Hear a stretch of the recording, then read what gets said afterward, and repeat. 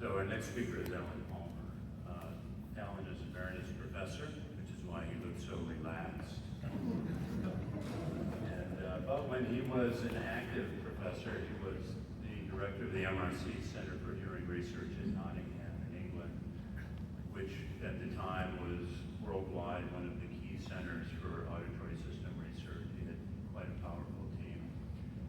His work overlapped, was complementary to Eric's, as you'll hear. They had a long relationship as colleagues. And we're glad, Alan, that you were able to extract yourself from the comfort of retirement and join us today. Thank you very much. Good evening. My name is Alan Palmer, and as you see from my affiliation, I retired some years ago from the University of Nottingham. Prior to that, for about 45 years, I was an auditory neuroscientist. And most of that time was spent at the Institute of Hearing Research in Nottingham.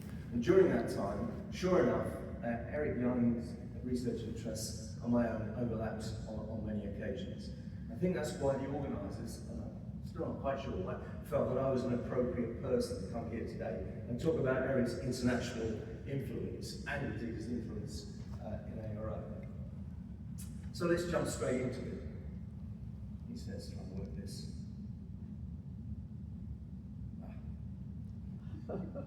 The most important factor in determining a scientist's international impact is their work published in high-quality journals, peer-reviewed journals.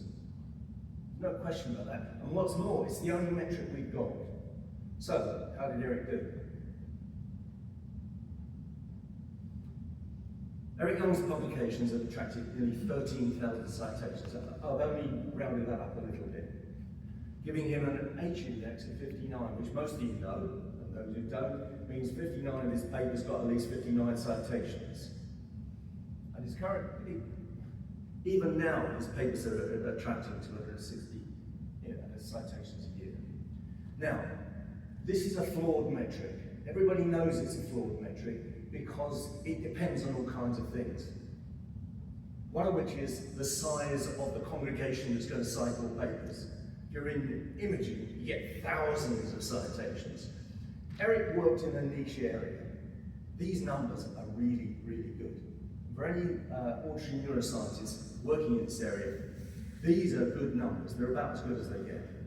So, Eric had a major international impact. But whatever way you look at it, this is playing the long game, the really long game. Now, in this digital age, you publish a paper, you advertise it on X and Meta, and someone on the other side of the world downloads the PDF and reads it. Even then, it's a long game. You think of the idea, you apply for a grant, you do the work, you analyse the data, you write the paper, you submit it for publication, goes through peer review, and eventually that person downloads the PDF and reads it. So even in this day and age, there's a long time. And after he's read the paper, to cite the paper, he's got to write the paper. So you're talking about a lead time now, probably of, 2 to 5 years. Back then, everything was on paper. Everything went via mail. So the lead time to actually get a citation was, could be 10 years. Now that's ridiculous. Science cannot progress via this particular route of someone reading your paper. There has to be a quicker way. And the quicker way is what we're doing here. You go to international meetings, you go to scientific meetings, you present real-time transmission of information. Now, that's all very well, and it was very easy for American scientists back then because Society of Neuroscience, ARO, Acoustical Society, great meetings, okay? So you could stay, Americans could stay in America, get their point across, make their impact, and all the rest of it. And for me at least, all of those meetings, including ARO, were essentially American meetings to which foreign scientists were very welcome. And I cite the fact that I was on the international committee of ARO. No international society needs an international committee to look after their international members. I don't know whether they've still got it, but whatever way you look at it, essentially These are American meetings for Americans, and we're allowed to come to them, and we're very grateful to do so. So, is there another way to get at the international audience? Well, you go to international meetings. Come on. So, did Eric Young actually attend and contribute to international scientific meetings? Well, of course he did. Here's one in 1991 in Salamanca. On all of these, just look at the little circle, and that's Eric. Very characteristic, usually at the back, very tall. You can pick him out. This one's Spain, 1991. This one, I believe, is probably San Francisco, but I'm having a bit of trouble. So that was also an international meeting. Okay. This one's back in Spain again. This one's in Bad Nauheim in Germany. It's on the my right-hand side, your right-hand side probably. That one's Utrecht in the Netherlands. That one's somewhere near Bordeaux in the south of France. That one's the Royal Society in London. That one's Grantham in England. That one's Prague. And that one's, I have no idea. And that one's in Kloppenburg in the Netherlands. And that one's in Ascona in Switzerland. It almost looks like I'm stalking Eric Young, doesn't it? But I'm not. This is not actually a catalogue of Eric's international conferences. I've no idea which ones he went to. This is a random selection. And the way it was selected is these are the photographs that were pinned to my notice board when I retired a long time ago. And the reason they're on my notice board is the eagle-eyed amongst you will recognise the fact that I'm on every single one of these. These are the ones that I went to, and Eric was also there. What you also notice is that these are quite small meetings. These are everybody at the meeting. There were less than 200 people. But they were genuinely international meetings.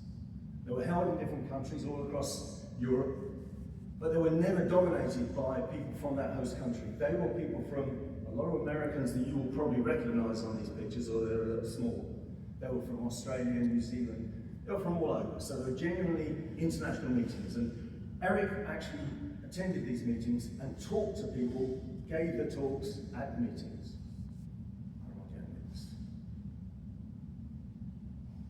These were quite small meetings, as you can see here. This is actually a couple of pictures. This one's one in Prague Castle. If you look carefully, you'll see Eric and Murray in the front row. About 4 rows behind that, there's me talking to Kent Morris.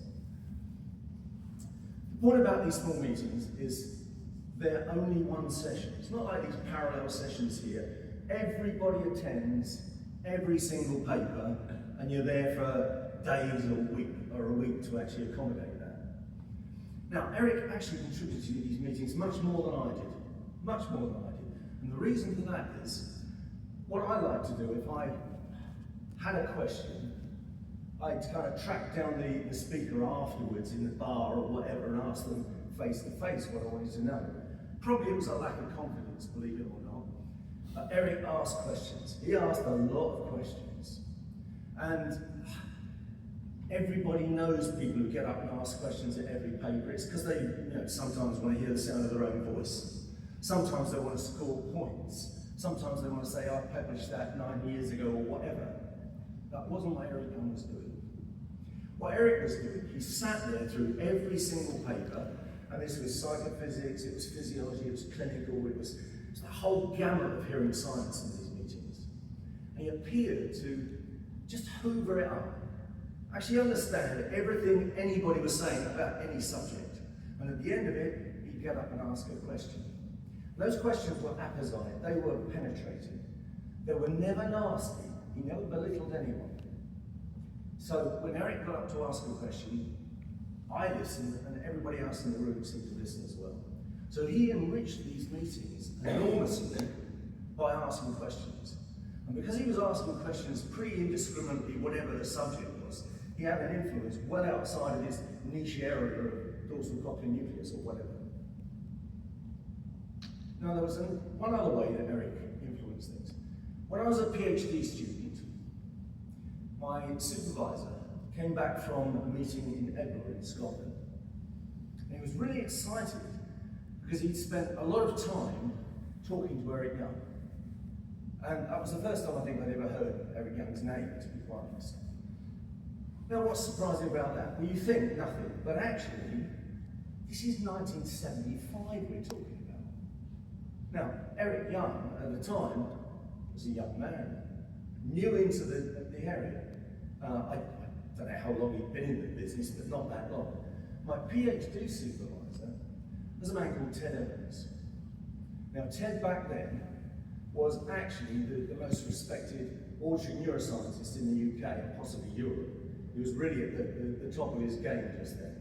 So he's gone off to a conference and he's come back all excited because he's talked to some young guy from the States and he's at the top of his game. So Eric was having influence on the international community right from almost the start of his career. And here's another example. Here we all are, sitting in the middle of a street in Salamanca. We went to Salamanca quite a lot. Salamanca's a wonderful place. So who do you see here? Well, there's me, a lot more hair, a lot less weight. There's Ian Winter, ditto. There's Mike Hewitt, there's Ray Medis, Enrico Mugnani, Eric in the middle, Joe Adams, and unfortunately, I'm old, I can't quite remember the other two guys' names. But the point is, this is what we did. You were stuck at these meetings, and I don't mean stuck really, because they were in nice places. You were at these meetings, and they'd finish, and then you'd have to go and find dinner. You'd have to go and find a bar, because we often stopped for a beer on the way. You broke up into small groups, and you sat around talking informally, and you talk about anything, but you talk about a lot of science. And for me at least, these were almost the most enjoyable parts of the whole meeting. Talking about science informally. And Eric did a lot of this. So, there were 4 ways at least that Eric Young actually had an influence internationally. First was definitely publications. But as I say, you've got to be around a long time. To have an H factor of 59, you've got to have published 59 papers, and you can't do that in a year unless you're Brian Moore.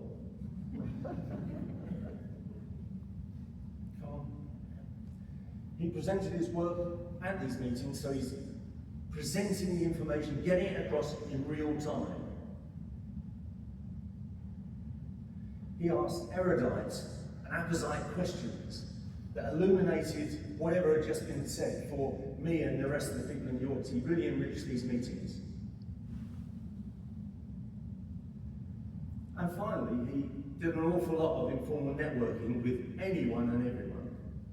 So you think that would be enough. But actually, Eric had one last ace up his sleeve. If these international scientists didn't actually come round to his point of view, one last thing he could try. He could send him one of his boys to make them an offer they couldn't refuse.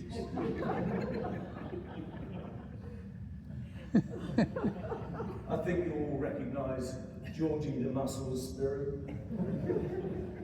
And the incalcitrant neuroscientist Ray Medis. Okay, so let me give you an example of how Eric directly influenced the work of mine. This is the paper where George and Eric said, we've got this thing, we're calling it a wideband inhibitor, it's got these properties, but nobody's ever found these in the cochlear nucleus. Fine. But at the time, I was working with Ian Winter. Now, Ian Winter was my first PhD student. He went off to Australia, came back, and he was working with me again as a postdoc. And we were looking at the properties of a group of large stellate cells in the ventral cochlear nucleus, for reasons I won't go into. But they seemed to have the properties these guys needed. They described the cells we'd actually characterized. So I went to Johns Hopkins, and I said, look, here's that data, this is what they do, they're just what you're looking for, maybe they're a candidate for the wideband inhibitor. And they said, yeah, thank you very much. Then there was a paper by Bill Roney, and Bill said, yeah, people have suggested that these large stellate cells are actually the wideband inhibitor. They appear to go to the doors, but nobody knows where they go. So I thought, well, we ought to be able to do something about this at least. So what I did was I sent another of my postdocs, Robert Arden, off to Didier Pinot's lab to learn juxtacellular labeling. He came back and taught the rest of us how to do it. And we applied that technique to the large stellate cells to try and find out where they went. Okay? And this is actually, I'm going to try and stop this, but I may not. The green bits are the cell body and the dendrites, and the purple bits are the axons. And as it rotates, if I fail to stop it, those of you in the audience that recognise the cochlear nucleus will see the projection that I was looking for. No, it's done exactly what I didn't want it to do. Okay, try again. Come on. No.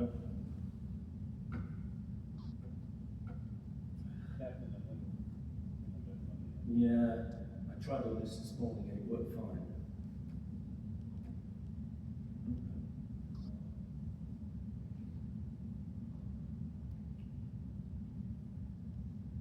It seems to have jammed up. I seem to have broken it.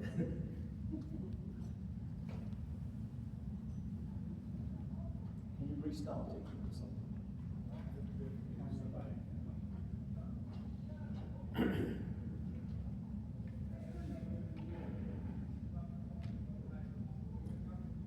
Nothing's happening.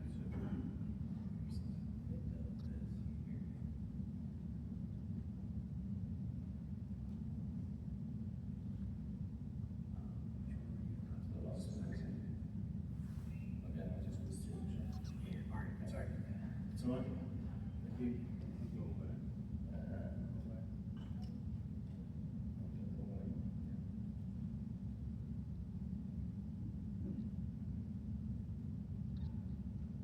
Just refreshing you.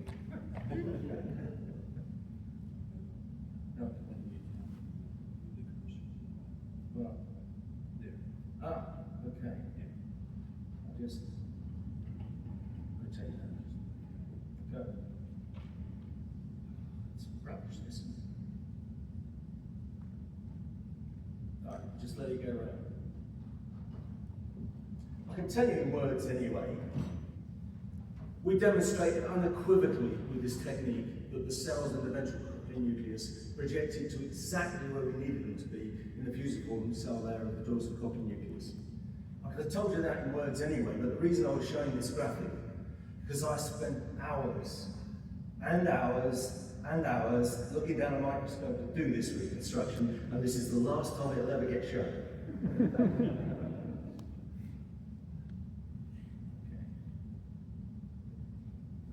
No, I can't even get rid of it, sorry. I'm doing well here. Tell them a bit out of practice.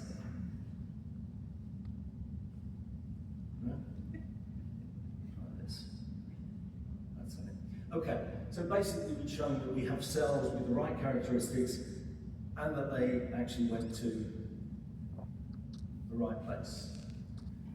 It's about as far as we could go. It's still circumstantial information, evidence, but it was good evidence, and we'd gone about as far as we could with the techniques in the lab.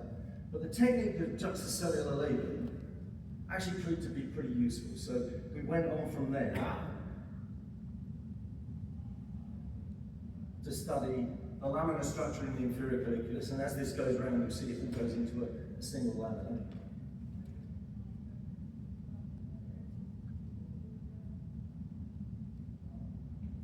And the columnar structure in the auditory cortex. So you could, at a stretch, say that Eric actually influenced all these other projects that took place in my lab, because I wouldn't have had that technique in the lab at all if I hadn't been trying to show that the wideband inhibitors were the cells we were looking at.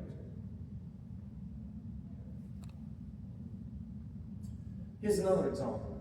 This is taken from Dan Kresnitz's paper. This is a small network that's put together for them to explain responses in the ventral cochlear nucleus to co-modulation, masking and release signals. What you see, just looking at it, is they've got the wideband inhibitor right in the middle of it. Okay, clearly a pinch from the dorsal network, an obvious influence. However, I should point out this is a cheat. This is not an independent observation. Dan and Raoul are genuine card-carrying French citizens who work in Paris. But Ian Winter is also an author on this, so it's not quite an independent observation, this one. So, when I agreed to give this talk, I sent round an email. I said to my friends and colleagues, I said, look, I'm giving this talk, I've got no idea what I'm going to be saying. You got anything I can use? So I got some replies. And here's one of them, from a guy called, David McAlpine. And Dave said this: people who know how important his approach to the field was to you, meaning me, and how that shaped us through your mentoring. It's worth recognising in that context. Without being morbid or trite, I told people for many years that the ghost of Eric Young sat on Alan's shoulder. Your insistence with me, no doubt an Eric thing too, on obtaining every possible classical measurement of a neuron before investigating the experimental paradigm in question, made our 2001 paper on frequency-dependent ITD processing something we weren't looking for, and my career from that. Notice the last line. Now, there's two things to this. One is, I thought that was a bit strong. But then when I actually thought about it, in one way it was absolutely correct, which is that whenever anybody working in the peripheral auditory system or structural function, you wrote the paper, and if you wanted to send it onto a high-impact journal, there was a really high probability the manuscript would end up on Eric Young's desk for review. So it kind of kept you on your toes. It was like he was looking over your shoulder, and you crossed the T's and you dotted the I's. Now, to be fair, we do that with any paper anyway, but that was an additional stimulus. The other thing is that last line. This kind of suggests that Eric should take some of the credit for launching David McAlpine's career. All I can say is, Eric, if you listen, you can have the credit, but you've got to take some of the responsibility for it too. So, Eric Young's impact of the ARO. We've already heard most of this. I'm going to do it again. Eric was a staunch supporter of ARO. He attended the annual meeting every year, and he was one of these students and posters. They gave posters and whatever. He did exactly at ARO what he did at the international meetings. He gave talks, he asked questions, and he networked. That alone would mean he had a major contribution to ARO. He was also a good citizen. He served on the awards committee.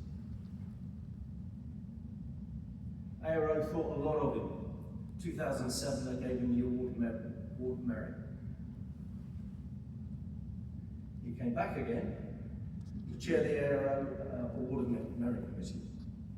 And in between, as you all know, he was the editor-in-chief and founding editor of JARO. Now, that's an interesting one. JARO formed a publications committee to find out whether it was viable to have a journal. And they decided was they put it out to a vote of the members whether or not we should start a journal from the association. I voted strongly against it. You may ask why. There were good reasons. Up to that point, specialist hearing journals struggled a bit for content. They had contracts with publishers, which meant they had to publish stuff, and as a result, they published some really good stuff, and sometimes some pretty poor stuff. So you wondered whether there was enough good stuff out there for another journal. And then there was auditory neuroscience, which was created to try and cure that problem. It didn't last very long, for different reasons. But that demonstrated to me, A, there might not be this stuff out there, and secondly, that you can't guarantee that a journal is going to be successful. And the other factor was that previous to this, ARO had moved its Midwinter meeting from Daytona. And that caused severe financial problems for the organisation. It could even have been, endangering the existence of the ARO because it was quite serious, I believe. And that worried me. I was concerned that a really successful journal would be good as a source of income, but one that wasn't successful might be a financial burden. Largely reflects the fact that I don't really understand publishing contracts. But anyway, that's why I voted against. And then you, the members, in your wisdom, voted 2-1 for the journal, so it was created. And then the Publications Committee did this. Finally, the Publications Committee considered a potential first editor for JARO to recommend to the Executive Council. They agreed that the person selected be well known to the membership of ARO, be a highly esteemed scholar with interests that span those of the ARO membership, and have a strong reputation for leadership and collaboration. The idea of recommending Eric Young rose quickly in the discussions, and he was a unanimous choice as the first ARO editor-in-chief. Now, Eric wasn't the only person who could have done this job. This organisation has loads of really talented scientists who have managerial and editorial experience. And I think it's very, very noteworthy that when the Society wanted someone who was going to be a figurehead, that was going to be absolutely reliable, absolutely respected, and set the tone for this new journal, they turned to Eric. Being Eric Young, he had absolutely no difficulty in recruiting his founding associate editors. Look at this list, there's some really big names down there, and oh look, I'm on there as well.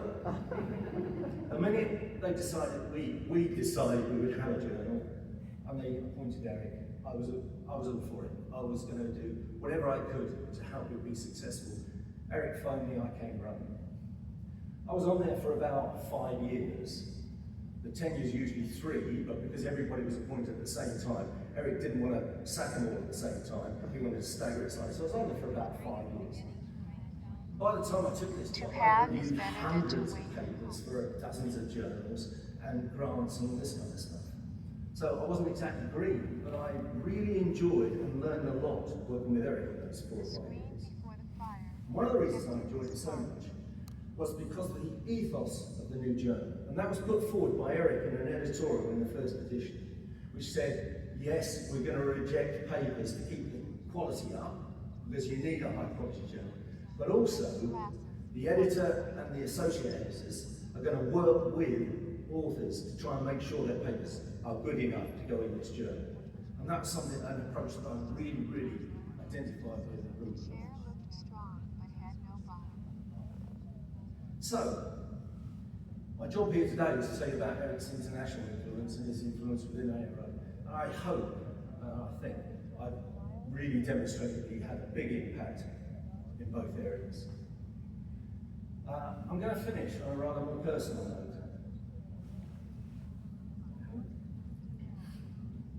My first professional visit to the USA, I flew into Boston, I was a day late, I gave a seminar there a day later at the laboratory. I flew down to Baltimore, I gave a seminar at Johns Hopkins, and I went on to an Acoustical Society meeting in Austin, Texas.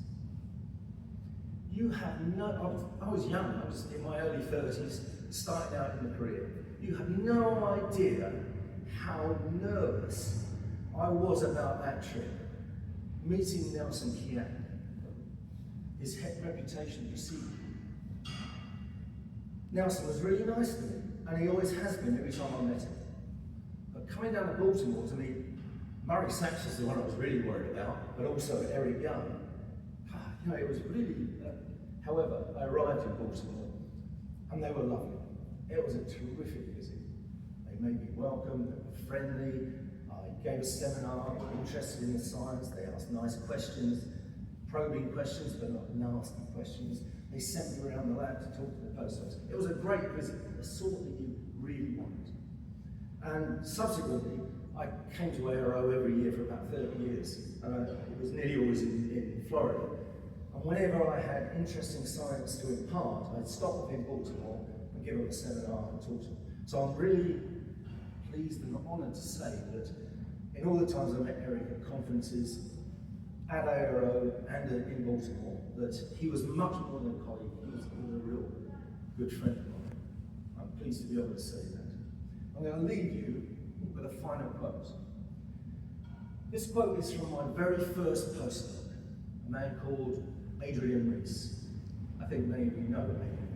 He's gone on to bigger and better things, as most of my postdocs seem to manage, but that wasn't difficult being in my lab. Anyway, he sent me this quote. I'm not going to actually read, well, I could read it to you, but I was going to just leave you to read it yourself, because in my opinion, this succinctly tells you what members of the international community, and probably the domestic community, thought of our friend and colleague, Eric Young. So thank you very much for listening.